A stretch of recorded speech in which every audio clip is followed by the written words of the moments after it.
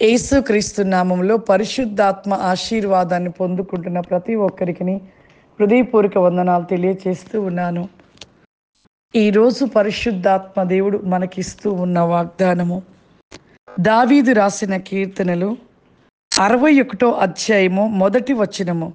దేవా, నా మొర ఆలకింపుము, నా ప్రార్థనకు చెవియొగ్గుము. నా ప్రాణము తల్లడిల్లగా బూదిగంతముల నుండి నీకు మొరపెట్టుచున్నాను. ఎంత గొప్ప వాగ్దానము! పరిశుద్ధాత్మ దేవుడు మనకిస్తూ ఉన్న వాగ్దానం. దినదినము కూడా ఆయన ఆత్మలో ఆనందిస్తూ పరిశుద్ధాత్మ దేవుడు మనకిస్తున్న ఆశీర్వాదం పొందుకొనుట, దినమంతా కూడా మనలో ఒక గొప్ప బలమైన శక్తి చేత మనం నింపబడుతూ ఉంటాము. అంతేకాదు, పరిశుద్ధాత్మ ఆశీర్వాదము పొందుకోవడమును బట్టి దినమంతా కూడా మనకు దేవుడు ఎన్నో మేలులు, ఎన్నో అద్భుత కార్యాలు జరిగిస్తూ ఉంటాడు. ఈరోజు పరిశుద్ధాత్మ దేవుడు ఇచ్చిన వాగ్దానము నిజంగా ఎంత గొప్పది! మన జీవితంలో మనం ప్రార్థన కలిగి ఉంటున్నామా? మొట్టమొదటిగా మనకి కావలసినది ప్రార్థన. ప్రార్థన ద్వారా ఏదైనా జయించగలుగుతాము. అందుకే దేవా, నా మొర ఆలకింపము, నా ప్రార్థన చెవియొగ్గుము. నా ప్రాణము తల్లడిల్లగా బూదిగంతములో నీకు మొరపెట్టుచున్నాను. నిజంగా ప్రార్థన అంటే నాకు ప్రాణం, ఎంతో ప్రాణం. ప్రార్థన అంటే ఎక్కడ లేని ఆశ నాకు. ఎంత ఆశపడతానో, ఎన్నో గంటలు చెయ్యాలి. అలా చేస్తున్న కొలది చేయబుద్ధి అవుతుంది. చేస్తున్న కొలది దేవునితో అలా గడపాలి. అలా దేవునితో గడుపుతున్న కొలది మనకి భూ సంబంధమైనవి ఏమీ గుర్తుకు రావు. ఏటి మీదకి మన మనసు పోదు. ఎటువంటి వాటిని కూడా మనం ఆలోచించము. వాటి పైకి మన దృష్టి పోదు. మన కుటుంబంలో ఉన్న పిల్లలు కానీ, కుటుంబంలో ఇంకా ఎటువంటి వాటి మీద కూడా మన దృష్టి, ఆలోచన పోదు. ఒకే ఆలోచన, ఒకే దృష్టి, దేవునితో ఒక అనుబంధాన్ని కలిగి ఆయన యొక్క మాటలు మనం పలుకుతున్న కొలది కూడా మన నోట అనేకమైన మాధుర్యమైన మాటల చేత దేవుడు నింపుతూ ఉంటాడు. నిజంగా ప్రార్థన అంటే అందరూ ఏదో అనుకుంటారు. సాతానుడు కూడా ప్రార్థన చేయకుండా ఉండటం కోసమే అందరి చేతిలో మొబైల్ పెట్టాడు.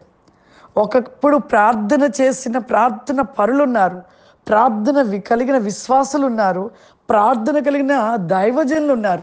కానీ ఇప్పుడు చూస్తే ఎవరి చేతిలో చూసినా మొబైల్, ఎవరి చేతిలో చూసినా సమయమంతా మొబైల్కే వ్యర్థపరుస్తూ ఉన్నారు.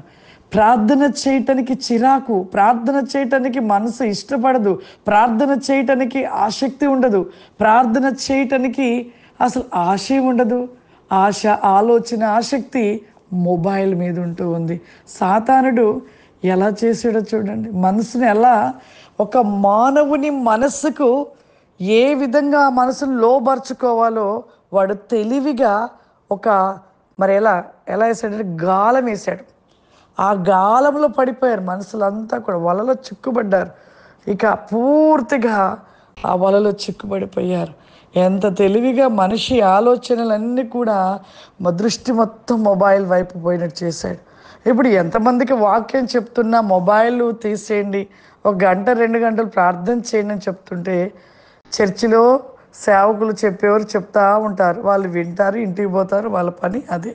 మొబైల్ పట్టుకొని చూడడం, లేవడం మొబైల్, తింటున్నప్పుడు మొబైల్, చదువుతున్నప్పుడు మొబైల్, కూర్చున్న మొబైల్, ఎవరితో మాట్లాడేది లేదు. ఇక మొబైల్ చేతిలో పట్టుకొని సమయాన్ని వ్యర్థపరిచి ప్రార్థన లేని వారిగా ఉంటూ, పాపములో పడిపోతూ, పాపముకే చోటిస్తూ అసలు ఎలాగ మార్చబడుతున్నారంటే భయంకరంగా అయిపోతున్నారు మనుషులు. చాలా దేవుడు ఎంత దుఃఖపడతాడు, దేవుడు ఎంత బాధపడతాడు. ఇది సాతానుడు చేస్తున్న పనిని ఎందుకు ఆలోచించలేకపోతున్నాం? ఇది దుష్టుడు చేస్తున్న పనిని ఎందుకు మనం గ్రహించలేకపోతున్నాం? సమయాన్ని కొంత దేవునికి ఇవ్వడానికి ఎందుకు మీ మనసు దేవునికి చోటు ఇవ్వలేకపోతున్నారు? చూడండి, ఎంత చెప్పండి, సేవకులు చెప్పి వాళ్ళు అలసిపోతున్నారు. కానీ మనం మనుషులు అయిన అందరూ కూడా, ప్రతి ఒక్కరు కూడా ఆలోచన, మనసు, దృష్టి దేవుని వైపుగా మళ్ళించలేక దేవుని వైపుకు మళ్ళలేని స్థితిని కలిగి ఉంటున్నారు. కాబట్టి దయచేసి ప్రతి ఒక్కరి గురించి, ప్రతి ఒక్కరు, నేను కూడా, అందరూ కూడా, ప్రతి ఒక్కరము కూడా మన మనసు, ఆలోచన, దృష్టి, సమయము దేవునికి ఇవ్వాలి. అలా ఇచ్చినప్పుడు నీవు పాపము విడిచి పరిశుద్ధతలోనికి నువ్వు చేర్చబడి, పరిశుద్ధుల గుంపులోనికి నువ్వు చేర్చబడి బహు గొప్ప ఆశీర్వాదాల చేత నింపబడతావు. ఆ విధమైన స్థితిగా, ఆ విధంగా ప్రతి ఒక్కరు నిలిచి ఉండాలి.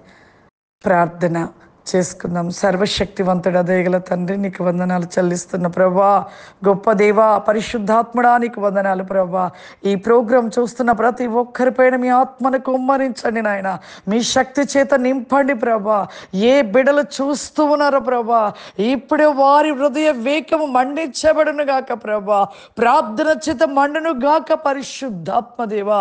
నీ అభిషేక వేకము చేత నింపబడును గాక ప్రభా. నీకు స్తోత్రములు. విజ్నార్ ద గ్లోరీ కామ్ ది మై గీజాబా షూరి కమాందారా వెంట్రీ స్టెల్ బికాస్ మీ దేవానికి స్తోత్రములు చెల్లిస్తున్నామయ్యా.